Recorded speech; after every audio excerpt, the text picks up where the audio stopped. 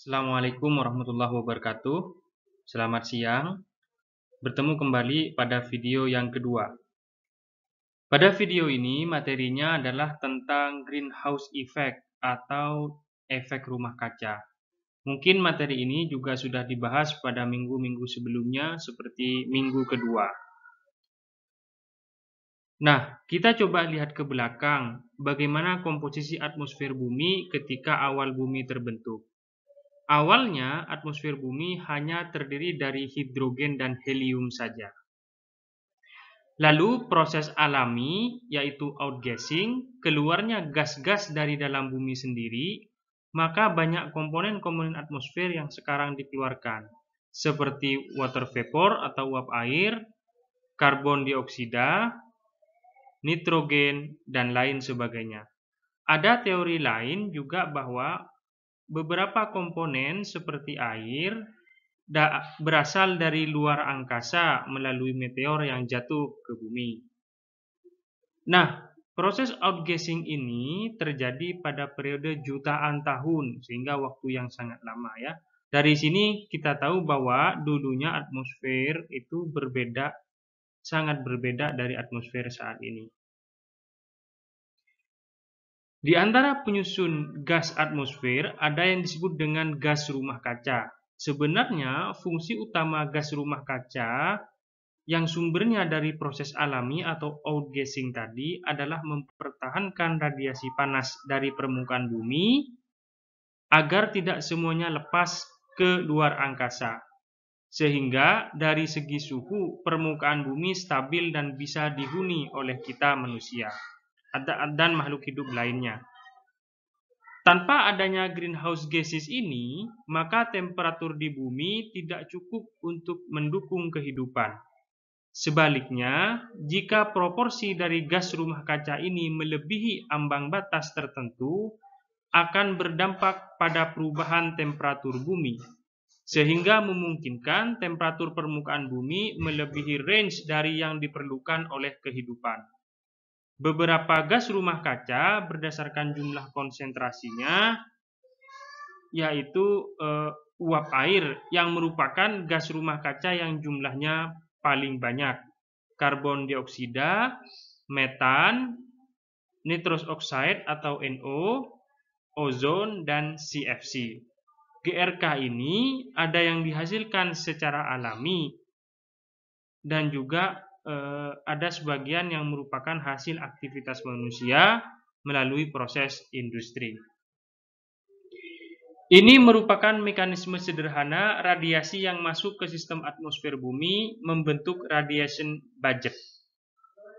Yang masuk ada yang dipantulkan, ada yang diserap oleh atmosfer dan permukaan bumi. Yang diserap oleh atmosfer dan permukaan bumi ini akan memanaskan bumi. Selanjutnya, karena bumi menyerap radiasi, bumi juga akan melepaskan radiasi yang disebut radiasi gelombang panjang. Dengan adanya gas rumah kaca ini, maka radiasi gelombang panjang yang dilepaskan bumi ada yang dipantulkan kembali ke permukaan. Semakin tebal GRK, maka radiasi gelombang panjang yang dipantulkan akan semakin banyak, sehingga bumi akan lebih hangat. Namun jika tidak ada GRK atau gas rumah kaca, maka semua radiasi gelombang panjang akan diemisikan keluar angkasa dan permukaan bumi akan dingin. Nah, bisa dibayangkan sekarang GRK ini atau gas rumah kaca ini seolah-olah adalah selimut bagi bumi. Ini merupakan spektrum radiasi antara matahari dan bumi. Radiasi yang diemisikan oleh matahari dikenal dengan radiasi gelombang pendek karena terletak pada panjang gelombang yang pendek, karena suhu matahari besar. Sementara radiasi yang diemisikan bumi termasuk radiasi gelombang panjang, karena diemisikan pada wavelength atau panjang gelombang yang panjang, karena suhu bumi yang jauh lebih rendah dari matahari. Nah, ingat kembali hukum pergeseran Wind. bahwa panjang gelombang berbanding terbalik dengan suhu benda yang mengemisikan radiasi tersebut. Gambar ini menunjukkan spektrum radiasi. Daerah kuning menunjukkan radiasi di puncak atmosfer, sementara daerah merah menunjukkan radiasi di permukaan bumi.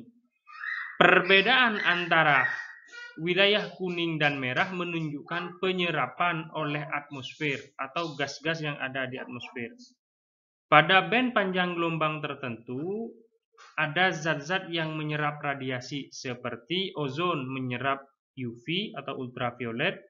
Pada gelombang yang lebih panjang diserap oleh H2O, SO2, H2O maksud saya CO2 dan O2. Namun secara umum radiasi gelombang pendek banyak diloloskan oleh atmosfer. Nah, ini menunjukkan sifat atmosfer yang transparan terhadap radiasi gelombang pendek. Hal ini terlihat dari radiasi yang sampai di permukaan bumi itu masih besar atau dominan. Nah, ini perbandingan antara yang pertama radiasi dari matahari atau downgoing solar radiation dan juga radiasi dari bumi atau upgoing thermal radiation. Lalu bagaimana radiasi infrared dari permukaan bumi? Nah, ini ditunjukkan oleh yang warna biru ya.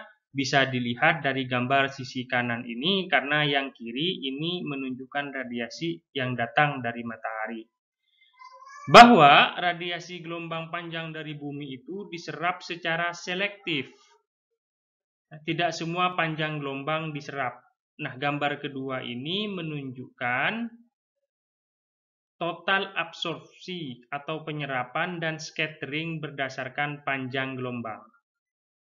Daerah putih menunjukkan yang diteruskan, yang abu-abu yang menunjukkan wilayah panjang gelombang yang diserap di atmosfer. Area putih ini disebut juga dengan atmospheric window atau seakan-akan menjadi jendela yang bisa meloloskan radiasi. Nah, gambar ketiga menunjukkan rincian penyerapan oleh berbagai gas di atmosfer. Kalau kita lihat penyerapan radiasi antara gelombang pendek dan panjang, maka lebih dominan penyerapan terhadap radiasi gelombang panjang. Kalau kita lihat juga band penyerapan radiasi panjang gelombang karbon dioksida saling melengkapi dengan water vapor. Band yang tidak diserap oleh water vapor atau uap air diserap oleh karbon dioksida. Hal ini mengapa konsentrasi CO2 di atmosfer menjadi perhatian yang penting dalam konteks perubahan iklim. Alasan kedua adalah waktu tinggal di atmosfer, di mana waktu tinggal CO2 ini sangat lama, yaitu lebih dari 100 tahun, berbeda dengan uap air yang waktu tinggalnya hanya dalam hitungan hari. Nah, ini adalah radiative equilibrium yang menunjukkan keseimbangan radiasi yang masuk dan keluar dari planet dan perubahan suhu planet tersebut. Secara matematis ditunjukkan oleh hukum Stephen Boltzmann di mana radiasi datang neto atau net incoming radiation itu sama dengan radiasi yang keluar atau outgoing radiation. Dengan persamaan matematis, S dikalikan 1 min alfa itu sama dengan tau dikalikan T pangkat 4. Dengan S adalah konstanta matahari atau solar constant, yaitu radiasi matahari di puncak atmosfer bumi. Alfa itu adalah albedo, yaitu perbandingan antara radiasi yang dipantulkan dengan yang datang. Nah, ini bergantung dari jenis dan warna dari benda. Kalau warnanya putih, itu albedonya tinggi karena yang dipantulkan akan lebih besar. Sementara kalau bendanya hitam, itu albedonya 0. Benda itu akan menyerap, ya, mendekati 0 ya. Semakin hitam, semakin mendekati 0, artinya semakin banyak yang diserap sehingga radiasi yang dipantulkan akan lebih sedikit. Nah, dari sini S dikalikan 1 min alfa menunjukkan radiasi neto yang masuk. Kemudian tau ini adalah konstanta Stefan Boltzmann dan T adalah suhu benda. Dalam hal ini adalah planet yang menerima radiasi. Dari persamaan ini, semakin besar radiasi yang diterima, maka semakin besar suhu. Makin kecil albedo, maka suhu juga semakin besar, ya. Nah, oke. Mungkin sampai sini dulu untuk video kali ini. Kita akan lanjutkan pada pertemuan berikutnya. Terima kasih atas perhatiannya. Tetap sehat dan selamat siang. Assalamualaikum warahmatullahi wabarakatuh.